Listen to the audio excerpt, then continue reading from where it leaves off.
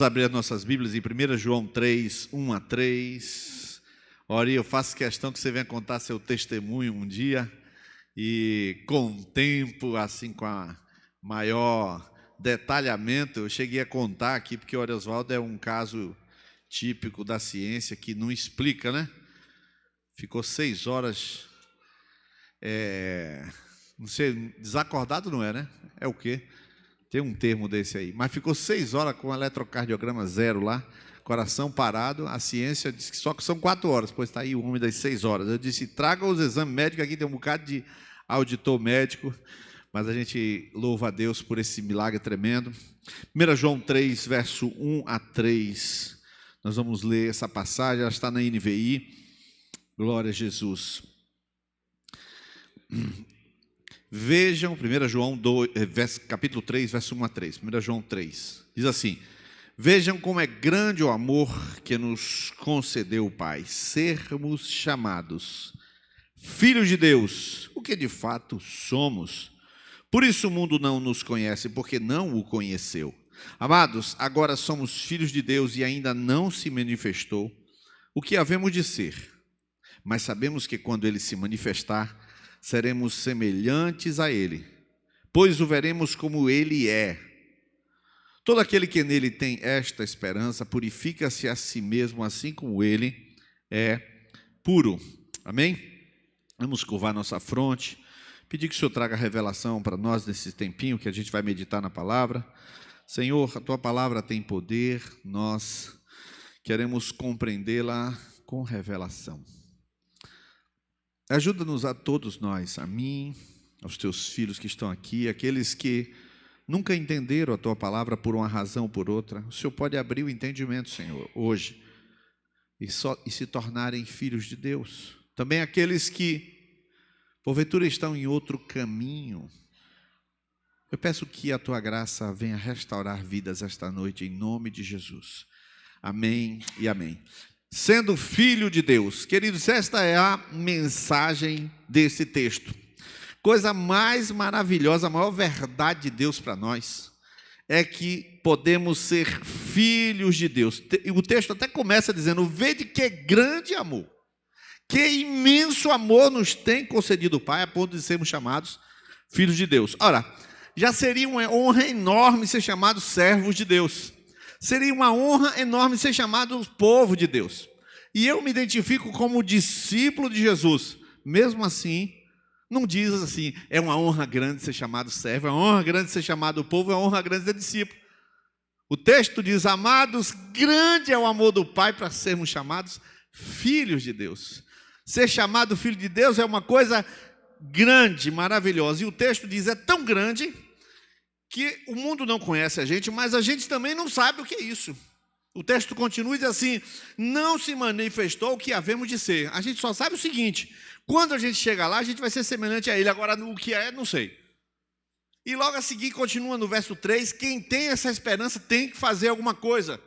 Você não pode ser uma pessoa neutra, uma pessoa passiva, uma pessoa que sabe que é filho de Deus, sabe que pode ser filho de Deus, sabe que este é o maior título que existe no universo, e ficar passivo quanto a isso. Quem tem essa esperança, purifica-se a si mesmo, toma uma atitude, quem crê, age.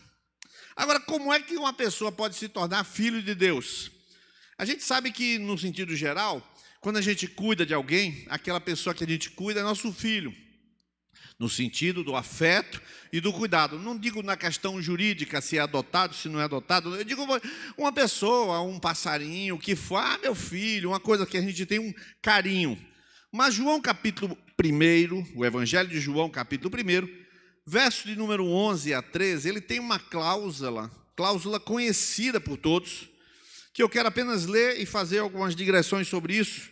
O texto diz assim, verso 11, diz assim, veio para o que era seu, mas os seus não o receberam. Contudo, aos que o receberam, aos que creram em o seu nome, deu-lhes o direito de se tornarem filhos de Deus, os quais não nasceram por descendência natural, nem pela vontade da carne, mas nem na vontade de algum homem, mas nasceram de Deus.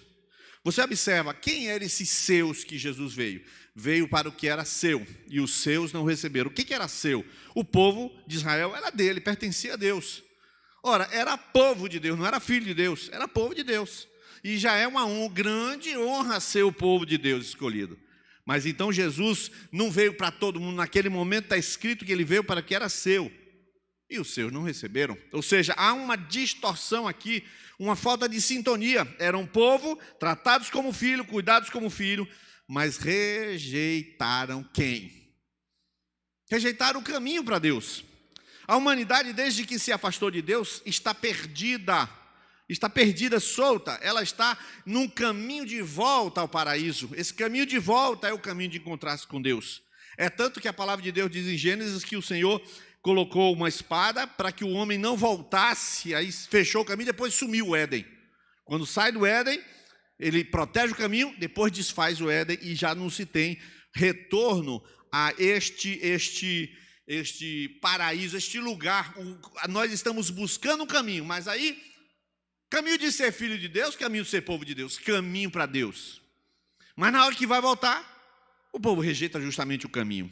E o interessante é que na igreja primitiva ela começa em 24 e 14 de Atos 24, 14, quando a igreja primitiva começa o seu périplo, o seu início, a igreja não estabeleceu nenhuma denominação, não deu nome, não deu coisa alguma, mas Paulo está dando seu testemunho no verso 14, ele diz: confesso-te, porém, que adoro a Deus dos meus antepassados, como seguidor do caminho a que chamam seita. Observa bem, do caminho. Então os seguidores não eram chamados cristãos, eram também chamados cristãos, mas não eram essencialmente cristãos.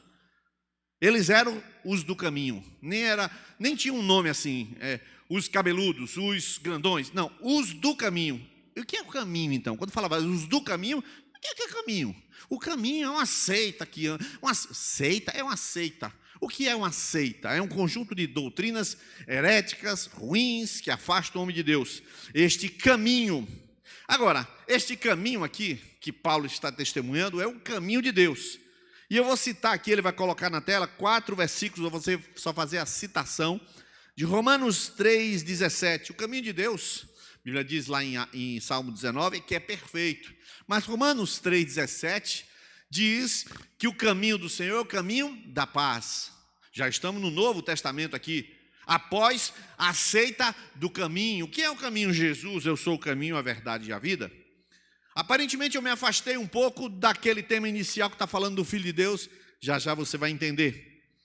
E aí você vê que o Senhor propõe para cada um de nós esse caminho de volta, um caminho de paz. 1 Coríntios 14, 1. O texto bíblico chama este caminho, caminho do amor. Então observa, só coisa boa, caminho da paz, caminho do amor.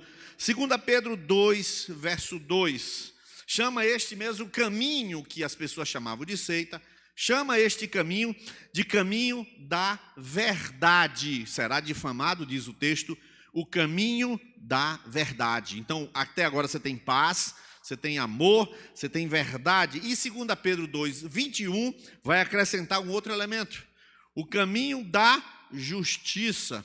Então, recapitulando, o caminho aparece para aquele povo pertence a Deus, o caminho aparece. Quem é o caminho? Jesus. Jesus é o caminho, e o caminho aparece, e eles rejeitam o caminho de volta a Deus. O caminho é uma pessoa. Esse caminho tem algumas características, ele vai embora e fica um caminho para as pessoas. Jesus vai embora e deixa o caminho é paz, o caminho é amor, o caminho é verdade, o caminho é caráter, justiça aí de Caion é caráter. Não é um caminho qualquer. Não é um caminho qualquer, é um caminho de Deus. É um caminho do modo de Deus. Não é atalho, não é improviso, é um caminho não do que eu acho. O que você acha? Eu acho que eu acho. Não, não existe isso. Existe o caminho de Deus. E a seriedade é muito grande. Isaías 55, verso de número 8. Olha o que vai dizer Isaías 55, 8. Ele vai falar assim: pois meus pensamentos. A igreja poderia ler esse texto aqui? É possível ler? Vamos lá, 1, 2, 3 já.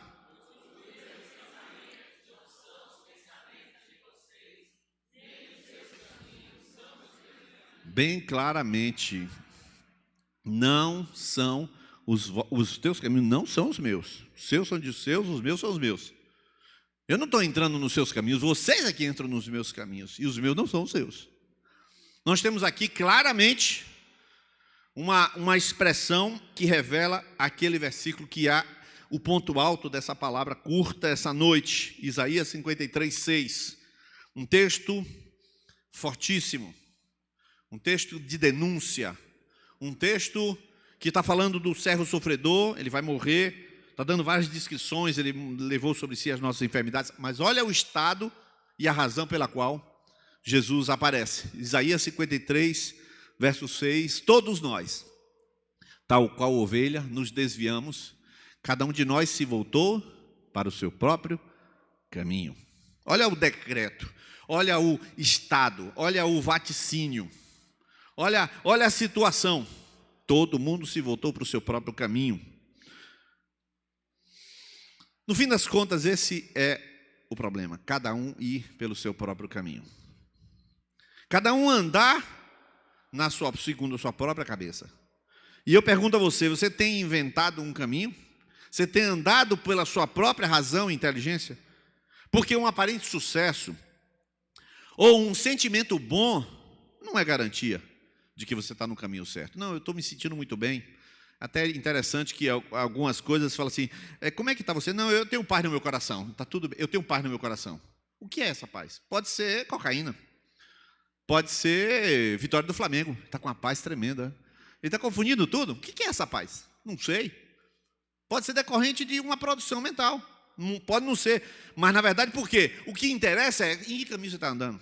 Qual o caminho que você anda? Você anda no caminho de Deus? E aqui eu pulo para Lucas capítulo 15, para a gente fazer conexão do caminho com a filiação. Lucas capítulo 15, você conhece aquela parábola? Eu vou abrir a Bíblia aqui.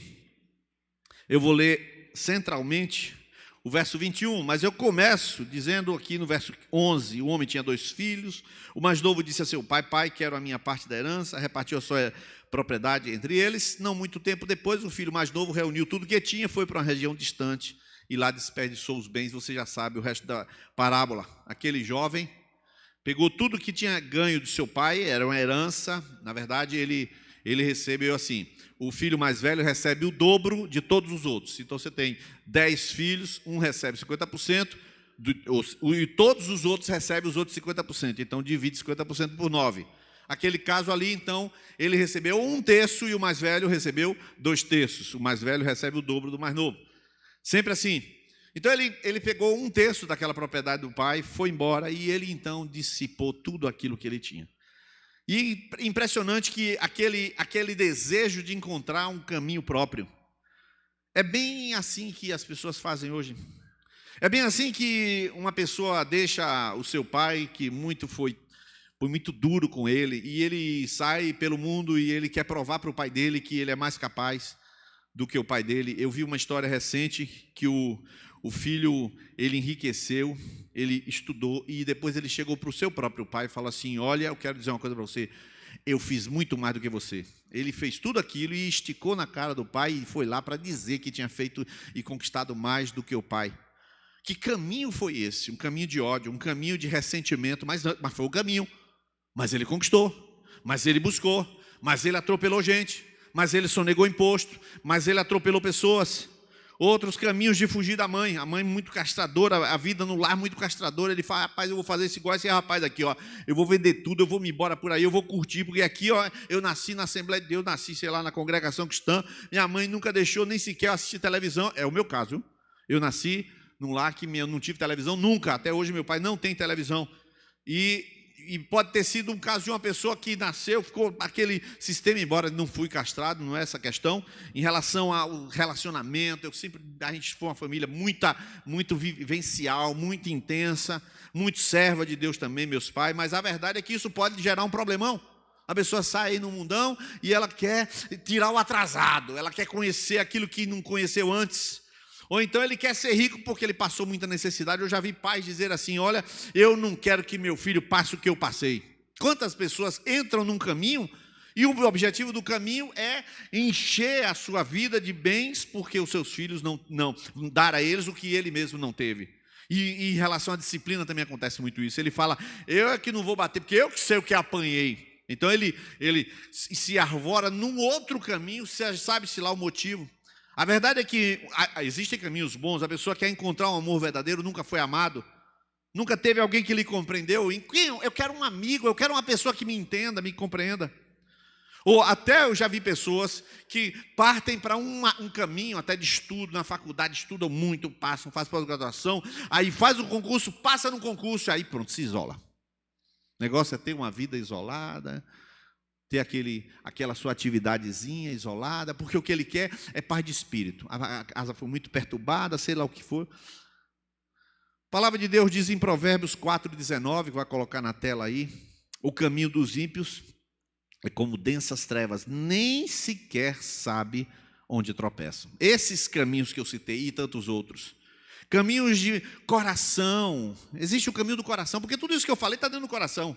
As ações externas se derivam de problemas internos, de circunstâncias e atitudes internas. Nem sabem que tropeçam. O sujeito está tentando encontrar o amor da sua vida, mas não sabe identificar, não sabe fazer amizade, confia inadequadamente, não constrói relações verdadeiras, não é verdadeiro. Aí não sabem que tropeça, erra, não sabe quem errou, se alguém traiu ele, se ele traiu alguém. Este jovem da parábola em Lucas capítulo 15, ele tinha certeza que ele ia ser feliz. Ele pegou os seus bens e foi embora. Mas aqui em Lucas 15, 21, que ele vai colocar na tela, você vai ler comigo esse versículo. Acontece aqui um insight. Essas coisas que só Deus pode trazer para alguém. Moisés está lá no deserto, não tem previsão para ele. Ele tinha uma impressão de que ele livraria o povo de Israel. Tinha uma impressão, já não era mais uma certeza. Ele tinha ficado gago. Moisés era um homem eloquente, em Atos capítulo 7 diz isso, depois ele ficou gago. Ele não tinha mais esperança de nada. De repente uma árvore chama a atenção dele. A árvore queimava, mas não se consumia. Mas é normal, uma árvore queimando no meio do deserto devido à autocombustão. E aquela árvore, ele olha para lá, tá, olha para lá, ele olha de novo. Rapaz, tem a impressão que ele não está. Não está queimando. Quer dizer, demorou, ele tem que ser perceptivo. O Espírito Santo chamou a atenção de Moisés. E Moisés, eu falei, Paulo foi? Não, né? Moisés, aí ele, rapaz, não está queimando não. Quer dizer, chamou a atenção, não está queimando não, rapaz, não está não. Não está não, eu vou lá, vai ver uma meia hora talvez. E ele percebeu alguma coisa e foi lá. Só Deus pode atrair você, só Deus pode falar com esse jovem. Olha o que diz o texto. O filho lhe disse. Olha o que o filho diz. Pai, pequei contra o céu e perante ti. Ele, lá quando ele estava no verso 18, bota o 18 por favor, não é o 21, não é o 18. Me porei a caminho e voltarei e lhe direi. Eu queria que a igreja lesse esse final do versículo. Eu me porei a caminho, voltarei para meu pai e lhe direi. A igreja pode ler agora? Você pode ler de novo? O que foi que salvou aquele jovem? Ele estava trabalhando num chiqueiro de porcos. Esse jovem tinha trocado de patrões.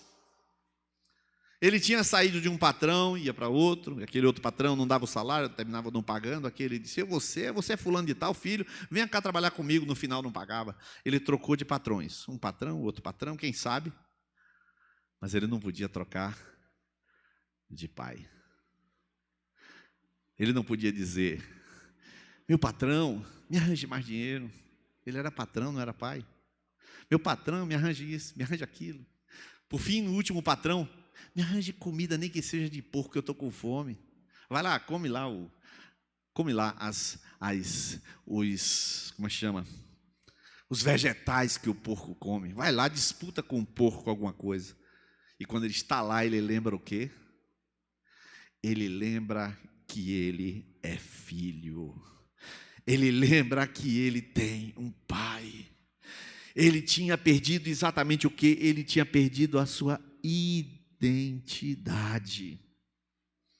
A constatação de que errou é importante. Muita gente dá ênfase, você pecou, eu pequei. Mas não é suficiente. O sujeito olha e fala, rapaz, que besteira que eu fiz. Não é suficiente. Não é suficiente a constatação do erro. Ele diz, levantar-me-ei e irei ter com outro patrão. Também não é suficiente. Não há solução que venha do dinheiro para você, ou de uma oportunidade de emprego, ou de um outro país. Muita gente tenta atravessar. Dias atrás eu assisti uma reportagem de um rapaz que atravessava à noite de escafandro, daqueles equipamentos de mergulho, atravessa de noite do México para os Estados Unidos. E ele põe aquele aqualung, e põe um aqualung e vem por baixo, de noite, porque a fronteira, o muro vai até bastante dentro do mar, aí ele vai até o fundo, até bem no fundo, aí atravessa mergulhando no escuro, e de noite a marinha americana, ele vem escuro, aí chega lá na frente, e aí entrevistaram ele estava molhado, mas no México. Como foi isso aí? Dessa vez eu não consegui, não deu certo, mas amanhã eu vou tentar de novo, a roupa molhada, e o rapaz entrevistando, que negócio impressionante, eu vou resolver minha vida. Por que você quer ir para lá? Porque minha mulher está lá, meus filhos estão lá. Mas por que não deixa? Não, mas eles não deixam eu entrar. O sujeito quer entrar nos Estados Unidos para encontrar lá naquele lugar a solução. Talvez o jovem falar, eu vou encontrar, eu preciso de uma oportunidade, eu preciso de dinheiro, eu vou mudar, eu vou para os Estados Unidos. Ele pode criar qualquer coisa. Ele estará fazendo, indo, correndo, mas ainda não será um filho. Na hora que ele para e diz assim, espera aí, eu vou me voltar para meu pai. Talvez ele pudesse lembrar, agora eu já estou transpondo para o século 21, vede que grande amor nos tem concedido o Pai, ao ponto de sermos chamados filhos de Deus. Quero falar para você essa noite, a sua identidade é filho, a sua identidade não é servo, a sua identidade não é povo, a sua identidade não é discípulo, a sua identidade é filho de Deus. Você tem um pai que resolveu amar você quando você nem existia. Ele resolveu perdoar você quando você nem sabia o que era pecado. Ele resolveu dar Jesus a você quando sequer você podia pedir Jesus a ele.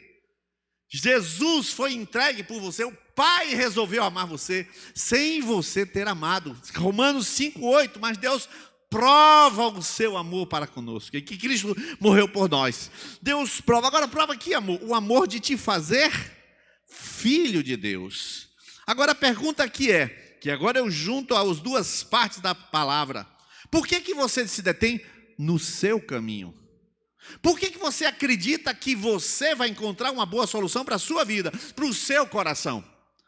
Há caminhos de ódio, há caminhos de ressentimento.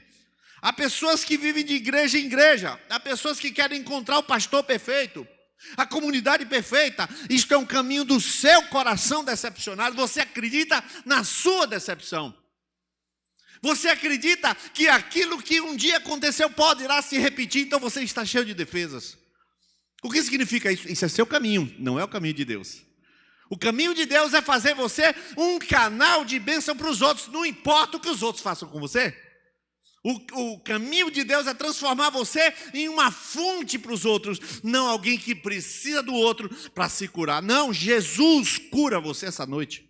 A paternidade de Deus, quando Deus olha para você e fala, meu filho, minha filha, o que você quer mais? Veja que grande amor eu concedo a você de te chamar meu filho, de te chamar minha filha, porque te detens neste caminho mau. Porque ficas buscando outros caminhos? Porque você se afastou do caminho do temor de Deus? Porque você se afastou do caminho de buscar a Deus? Porque você foi olhar os defeitos? Porque não olhou o amor do Pai por ti? Por que você não se deixou tomar pelo amor de Deus? Pelo amor do Pai? Vede que grande amor nos tem concedido o Pai, ao ponto de sermos chamados filhos de Deus. O Pai está esperando você. não é indo de igreja em igreja. Irmãos, eu sempre elogio aqui a Igreja Batista Central. Sempre. Conheço o pastor Jadson, conheço outros pastores da cidade. Recomendo qualquer pessoa. Qual é a igreja que quer? Vá para a Central. Igreja boa. Tem muitos programas lá. Coisa de família, tem um bocado de coisa. E eu sempre falo que aquele é um homem de Deus. Um homem que prega de séria, família direita. Um homem humilde, acessível. Um homem de Deus. Mas o problema não está onde você está. É onde o seu coração está. Se o seu coração estiver atrás de uma cura que vem da terra, você nunca vai encontrar essa cura, porque a terra não vai curar o seu coração. Quem vai curar o seu coração é o Pai dizendo para você: eu amo você. O seu lugar é comigo, o seu lugar é entendendo o seu caminho, que é o meu caminho. Deus tem um caminho para você. E vou dizer mais para você. Filho tem lugar na mesa. Aquele homem estava no chiqueiro. Ele volta para casa e ele vai encontrar um filho mais velho que sequer aceita entrar para o banquete. O texto diz no verso 28, o filho mais velho encheu-se de ira e não quis entrar. Então seu pai saiu e insistiu com ele, mas ele respondeu: olha, todos esses anos tenho trabalhado como um escravo a teu serviço, nunca desobedeci ordem, mas tu nunca me deste um cabrito para eu festejar com meus amigos. Agora volta para casa esse teu filho que esbanjou teus bens com a prostituta, matas o novilho gordo para ele. Não vou entrar, não vou celebrar, não vou comemorar. Quem é esse filho mais velho? Esse não é filho, não. Ele é apenas um homem aguardando o pai morrer. Ele tem interesse nos bens que o pai vai deixar para ele, porque agora, depois que vendeu a parte do filho mais novo, tudo é dele. Só não pode matar o pai, porque se matar é assassino. Como é que vai ficar agora? Então ele tem que esperar o pai morrer. Mas o coração dele está no pai? Mas de jeito nenhum. O coração dele está naquilo que o pai oferece? De jeito nenhum. O pai ofereceu um banquete para um filho que não tinha nada, mas para aquele filho bastava ser filho do pai. Não precisava nada, não precisava novilho gordo, não precisava nada, bastava. Eu voltei para casa, eu estou de novo com o pai. E o filho tem lugar na mesa, o filho tem identidade, o filho não pede licença na casa do pai. Por quê? Porque a casa do pai é a casa do filho. O filho não vive se comparando. Aqui no nosso meio, tem pessoas de todos os níveis sociais. Tem pessoas de várias formações culturais, de várias histórias. A casa incomoda quem não é filho. Quem não é filho fica olhando incomodado porque fulano que não sei o quê, porque a roupa não sei o quê, fulano é chato, fulano é isso e aquilo. O problema é seu. Aqui vai entrar quem o pai chamar, e você que aguente.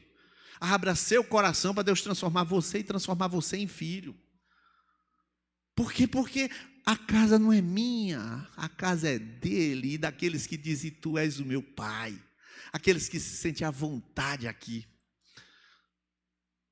Deus está chamando você para abandonar o seu caminho e vir para o caminho dele. Jesus Cristo não é só um caminho. Jesus Cristo é um caminho para o Pai, para revelar quem você é, filho de Deus.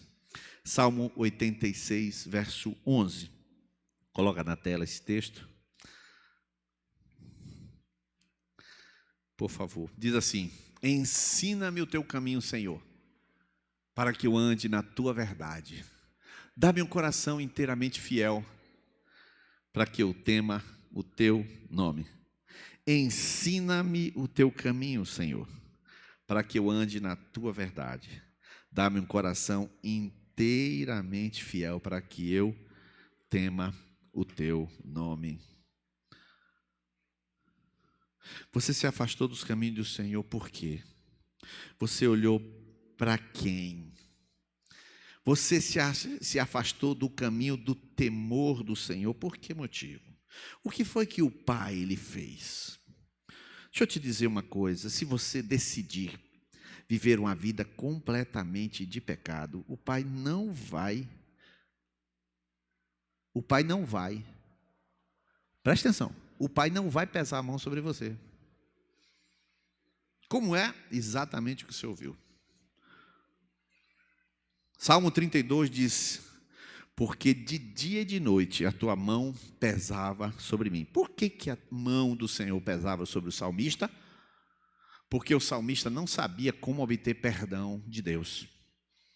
Naqueles tempos, não existia. O salmista era o rei. Ele era o rei. Quando ele matou Urias e ele adulterou, o que aconteceu? Como é que ele vai resolver esse problema? Ele vai ser apedrejado, quem vai matá-lo? Ele vai se resolver com qual sacerdote? Como é que vai ser redimida a culpa do rei? Não é uma coisa fácil. Não tem Jesus na história, não tem negócio de oração, o Espírito Santo falando, não. Então ele diz: a tua mão pesa sobre mim, e o sujeito viveu de culpa um tempão. Quero dizer para você, se você disser, eu não vou temer a Deus, não vou andar nos caminhos, eu vou andar pela minha própria cabeça, você vai andar pela sua própria cabeça. A mão do Senhor não vai pesar sobre você, porque o nosso Pai, Ele não sai atrás para punir você pelos seus pecados. São os seus próprios pecados, é o seu próprio caminho que vai levar você à destruição. O caminho de Deus é um caminho de amor, é um caminho de paz, é um caminho de justiça, é um caminho de verdade. E neste caminho, você é filho de Deus. Essa noite o Senhor quer trazer de volta alguns filhos de Deus. Alguns corações que se apaixonaram por outras coisas. Se apaixonaram pelo lazer, e do lazer a distração, e da distração perderam o encanto por Jesus, perderam a paixão por Jesus. Se distraem tanto que perderam o encanto. Onde está Jesus na sua vida? Por que você consegue ver tantos erros nas outras pessoas? O Pai está lhe dizendo: filho, tem um lugar aqui para você. Por que você não se sente filho? Por que você não se sente adequado aqui? Aqui tem um lugar para você, um lugar na mesa para você. Quero chamar a banda aqui, a banda vai tomar lugar, vai começar a cantar. E eu vou fazer exatamente o que eu vou dizer que eu vou fazer. Nós vamos, quando eu disser, nós vamos levantar. E nós vamos ter um tempo com o Espírito Santo. O Espírito Santo está aqui. Ele veio buscar algumas pessoas essa noite. O Espírito Santo está com o dedo na direção das pessoas que Ele quer buscar. O Espírito Santo, Ele marcou um lugar, essa cadeira, exatamente onde você ia sentar. Ele marcou a pessoa que ia sentar do seu lugar, do seu lado. E o Espírito Santo sabe como é que está o seu coração. Ele lhe trouxe aqui. E você não pode se enganar nem enganá-lo. Mas esta noite é noite de você voltar para o caminho onde você encontra o Pai e você é filho de Deus. O caminho do filho que volta para o Pai de todo o coração. Curva a sua cabeça nesse momento. Pode começar a tocar, cantar essa música. A gente cantou essa música quando eu preparei essa mensagem. Ainda não sabia que nós íamos cantar, não tinha tentado para essa música. Ela fala sobre ser filho de Deus.